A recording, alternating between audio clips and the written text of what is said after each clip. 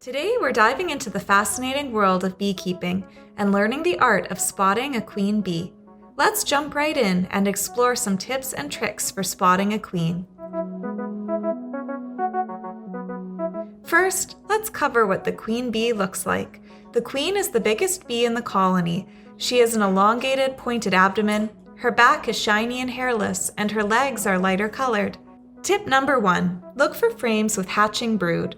When you inspect your beehive, keep an eye out for silvery colored bees with soft wings and perforated cell cappings. You'll be able to spot antennae and mandibles of emerging bees. This is a strong indicator that a queen is actively laying eggs, which is part of a healthy colony's development. Since queens are the only bee laying eggs in the colony, they're likely to be nearby. Tip number 2, observe hive behavior. If you find your hive overflowing with busy bees, it's time to assess their behavior.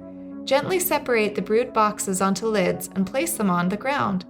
Wait for about 5 minutes and pay close attention. The boxes with the most calm and composed behavior are likely the ones where the queen is residing. Queen-right hives tend to exhibit more organized and settled behavior as the colony is content under her leadership. Tip number 3, when all else fails, look for eggs.